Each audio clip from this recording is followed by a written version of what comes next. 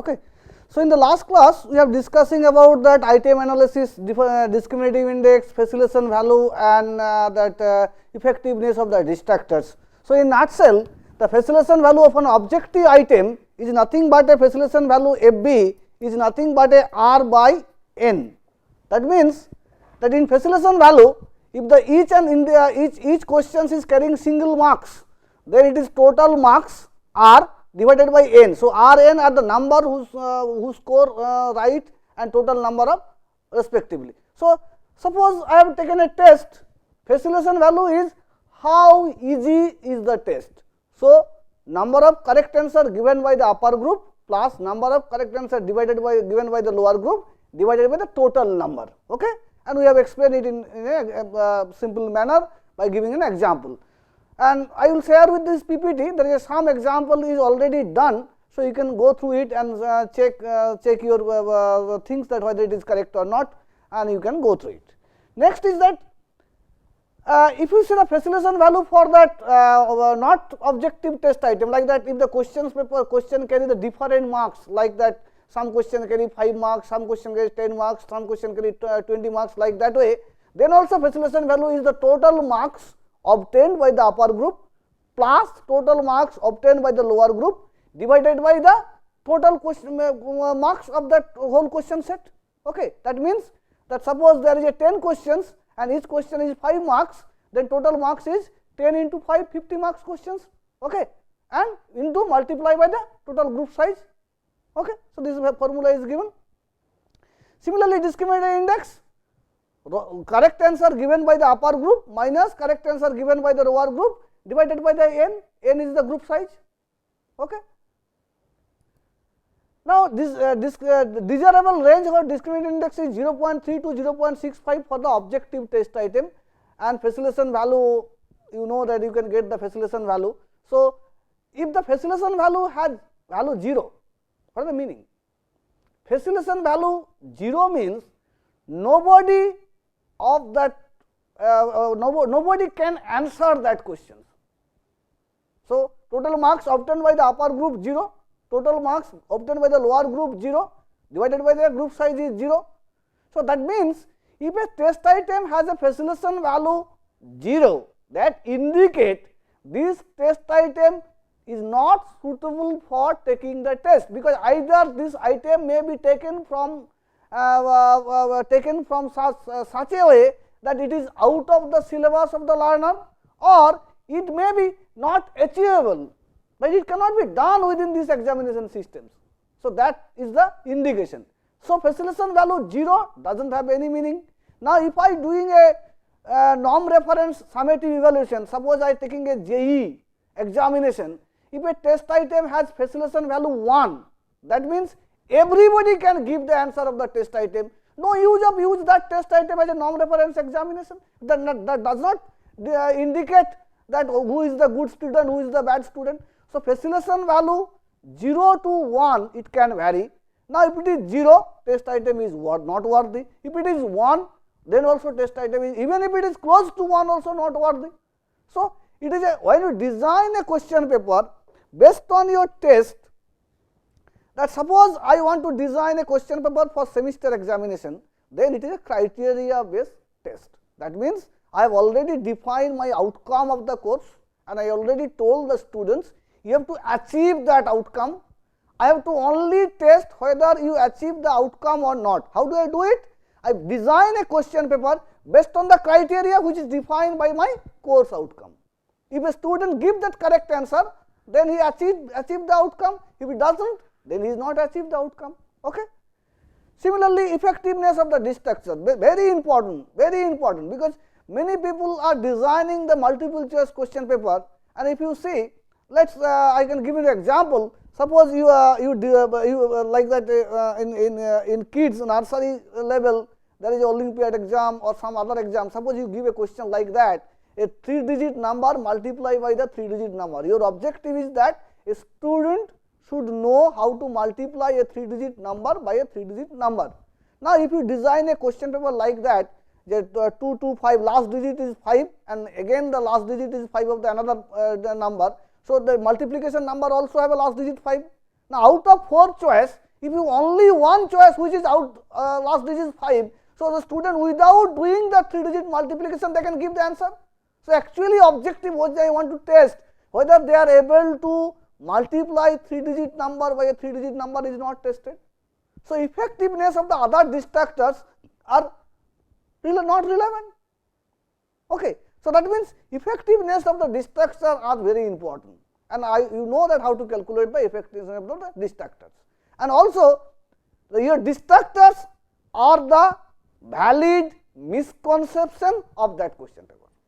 So it should not be like that arbitrary distractor does not help you to test the students whether they have attained the skill or they does not attain the skill. Okay. Now I go for the another part which is called guessing. In multiple choice question paper, I can either design the question paper for the negative marking, that means I am discouraging the guessing. Negative marking means I am discouraging the guessing.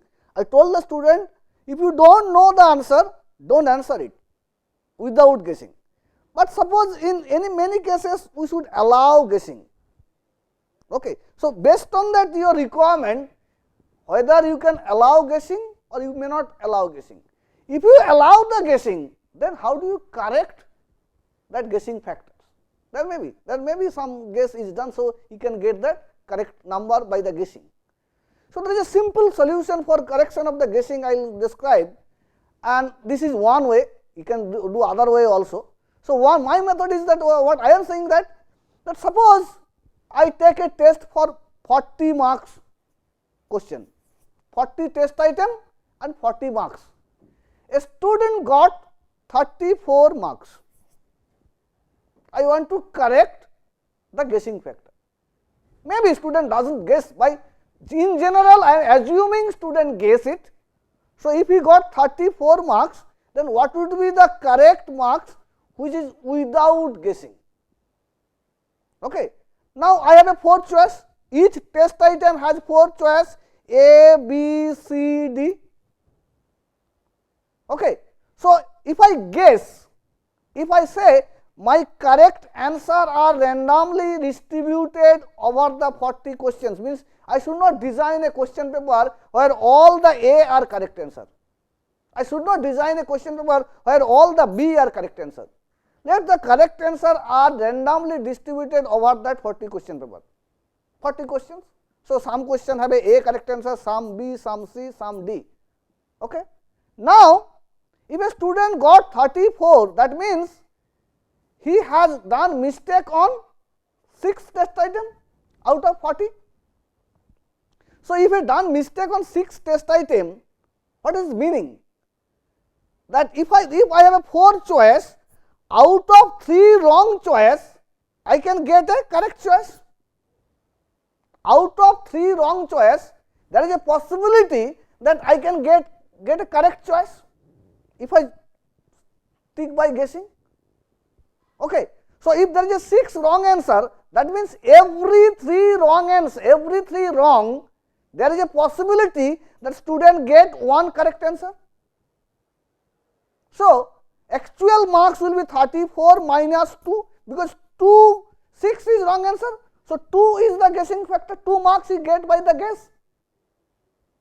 Okay. So 32 marks is the correct marks without guessing.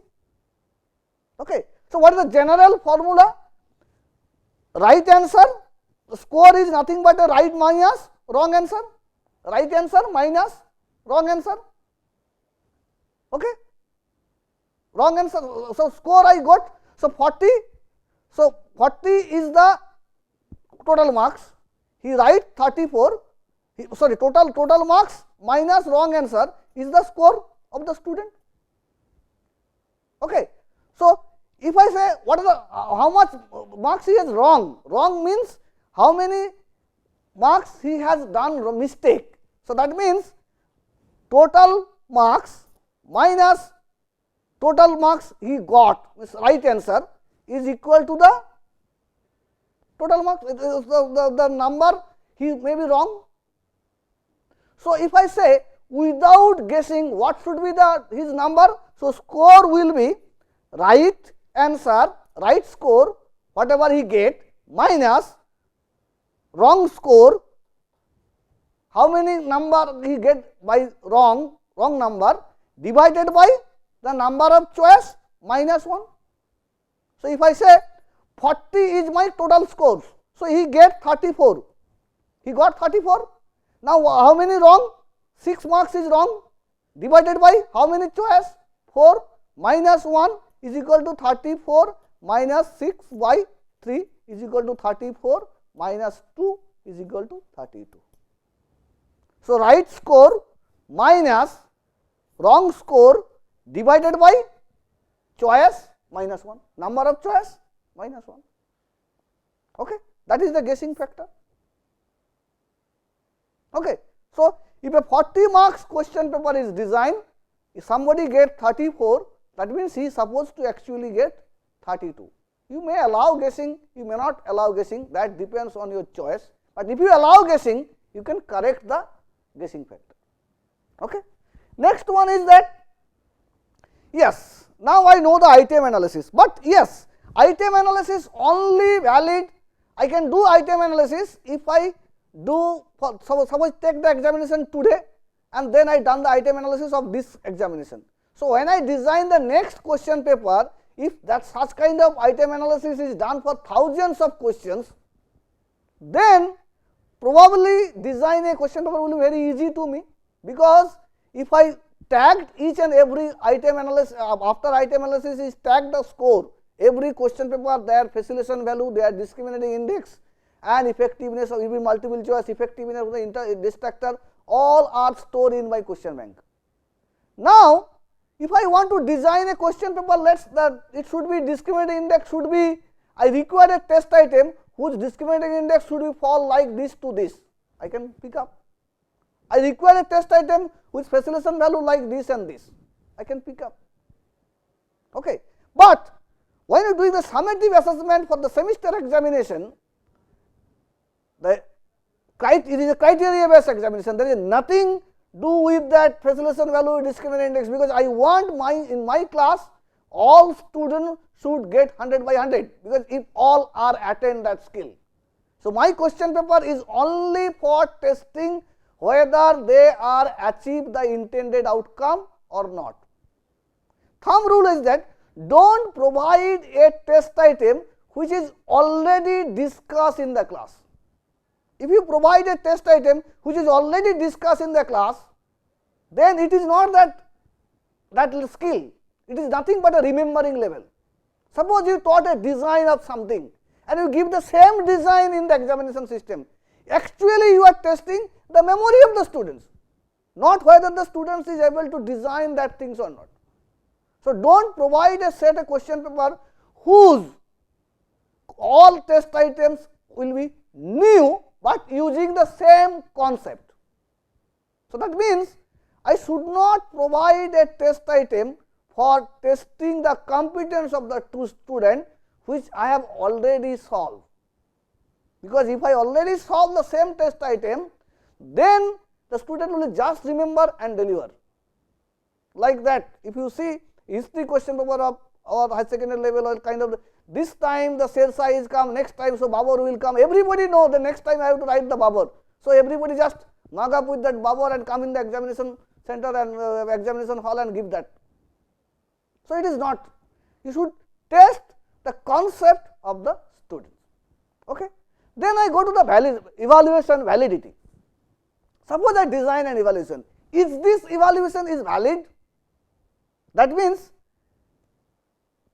that can we trust the grade? Validity, evaluation validity means that suppose I provide a EX grade to a student, can I trust that his skill is equivalent to EX grade? Or if I take today a test, more or less we will get the EX grade. That is the validity. So, validity means once I assign a grade to the student, I evaluate the students, is my evaluation valid? If I say this is correct, this is the skill set of the students, and yes, the students acquire that skill set, that is important, the validity of the skill set. So, how do you design the validity? How do you test the validity? Suppose like that, that are the inference drawn from the scores appropriate, meaningful, useful? Suppose I taught in the class AC machine design, some kind of AC machine design given specification, this complexity of AC machine design I taught. Now, in question paper, I solve a problem in the class and I give the same paper in the test. So, a student get EX grade. Are he validate the test is validate? Nowhere.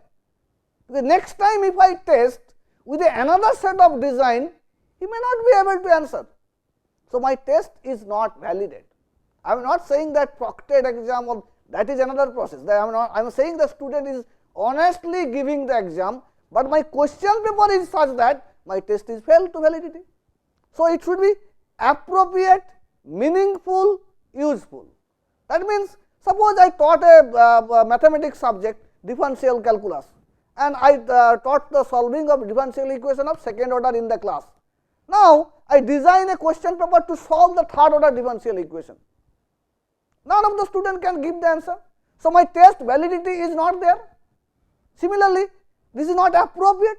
Now, suppose for BE engineer, I taught a subject which is supposed to be analysis, synthesis, application and evaluation level, and my whole question paper is write a short note, define this, explain this, draw the figure. Then what is the validity of the test?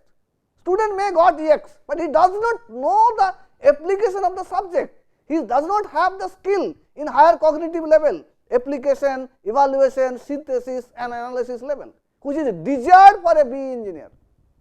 So, that means, if I design a question paper which is only the knowledge and comprehension level, and I thought that this course is meant for that BE engineer course which made the NBA guideline, whole things is wasted. Because the students who got the EX marks, he only know the definition and derivation. So, write a short note in an engineering question paper is not a valid choice. Okay. So, validity of will be not there. So, your question must be appropriate, meaningful. I will describe meaningful later on also. You should not design the question paper such that it is not no meaning of that question. It should be meaningful, means it should indicate the criteria, outcome of your course.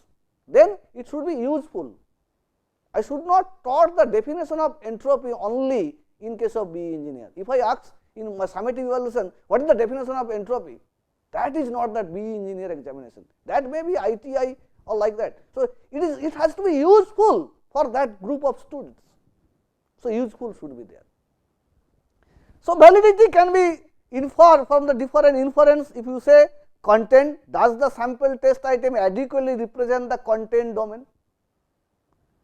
There is another scenario is there. If you see, many university or many colleges or many institution has a system that out of 8 answer any 5. If I remember in math exam or high secondary examination system, there is a syllabus permutation combination, then there is a called Taylor series expansion, all are there in the syllabus. But beginning day teacher said, without touching the permutation combination and Taylor series, it is possible to get the 100 marks. Why? Because question paper is designed, out of 8 you have to answer any 5.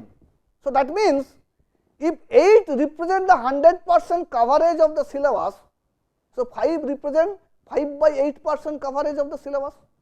That means, almost 30% of the syllabus I do not know, still I score 100 marks. That means, the validity of the question paper is gone. Then, if you say, okay, your pass mark is 35%.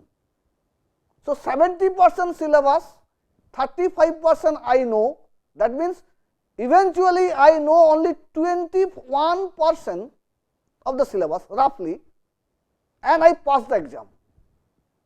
What is the validity of that test? No, nothing, because I do not know anything about the subject, but I will pass the examination. So, the examination system does not say the validity. So, does the sample test item adequately represent the content domain? That means, yes, I can give, any 5, you can answer any 5 out of 8, no problem, but any 5 you choose, you have to cover 100% of the syllabus.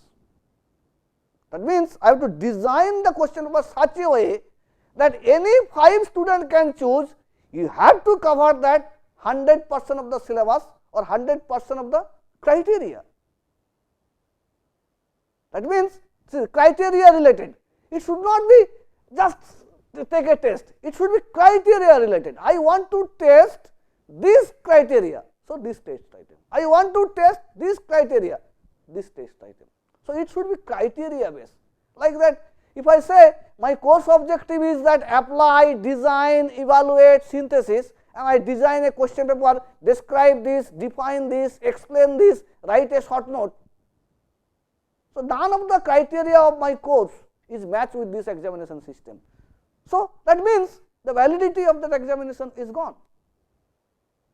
Then construct related to the, that is characteristics, physiological characteristics of that is there. Reasoning ability, creativity, they should have apply their knowledge, not that remember and deliver. I should make a question paper, they should think and apply. So conceptualization of engineering problem in case of BTech engineer. So they should think, my question paper should supply a test item which they have to think, apply their knowledge to solve that problem. Prove fx equal to fy. I said it is a little bit of a kind of not validate test. Fx equal to prove that this equal to this. Then maybe the derivation is available in the book and he remember and deliver it. But what is the meaning of that test item? Nothing. I am not testing his skill.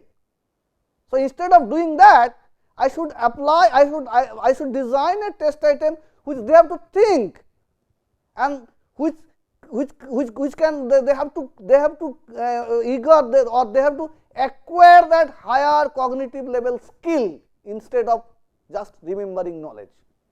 This knowledge is not wisdom, remembering knowledge. Okay. So this is the validity of the test. Then reliability.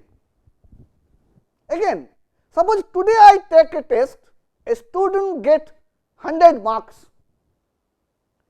If I design a equivalent question paper and I take the test 1 month after, are the student get the not 100 marks even if 80 marks? If it is not, then what is the reliability of the test? If it is skill, suppose I acquire that skill cannot be forgettable.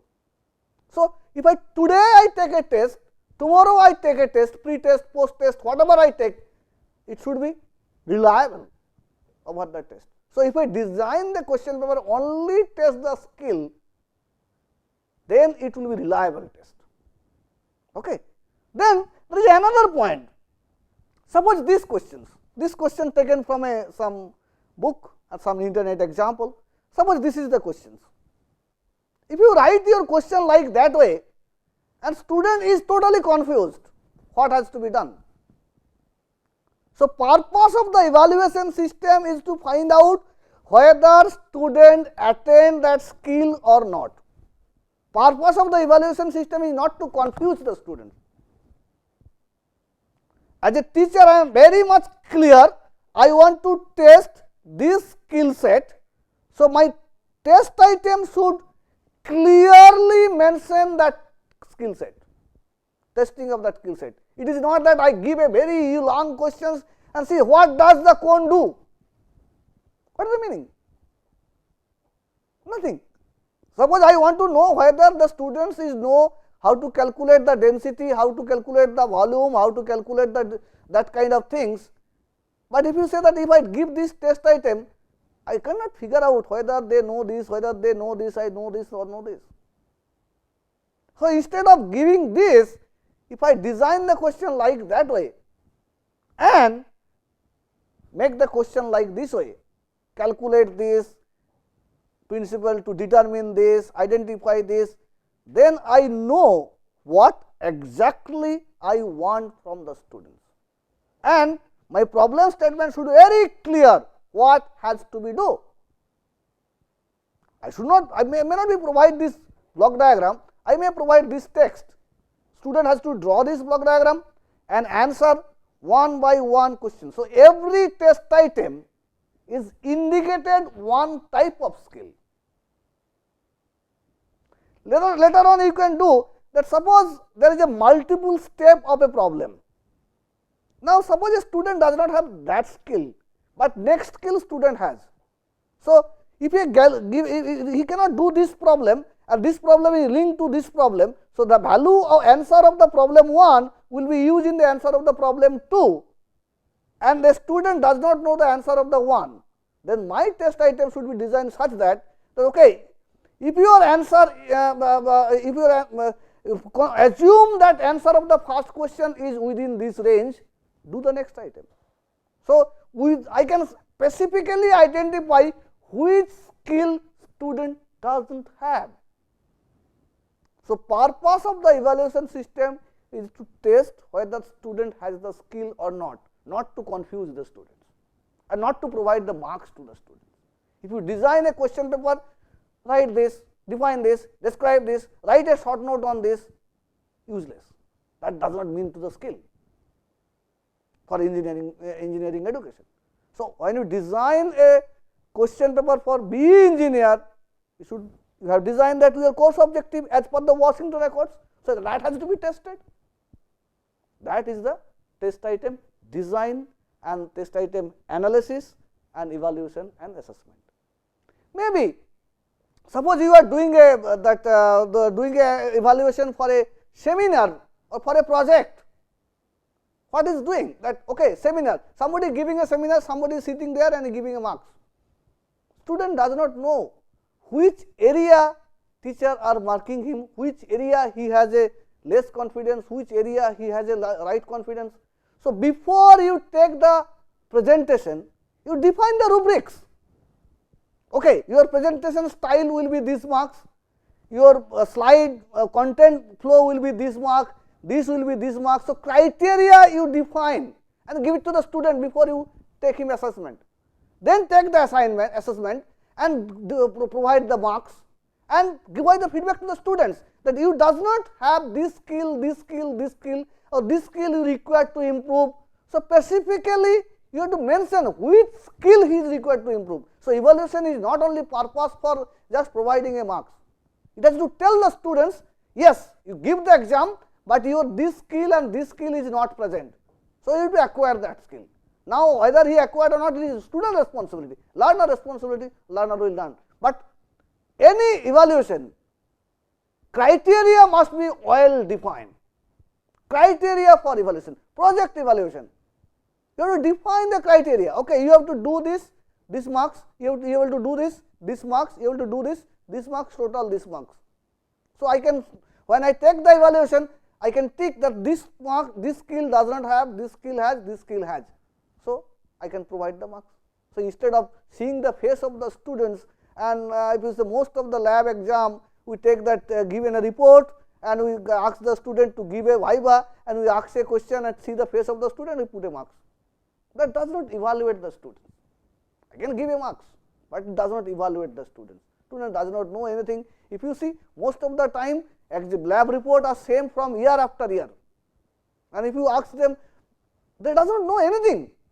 What is the problem? Problem is that as per the Washington records or NBA guidelines, student has to know how to design the experiment, how to interpret the data, how to analyze the data, how to collect the data, all skill. I have to test all an individual skill and provide the marks. Then I can say, yes, my course design is fulfill the evaluation system.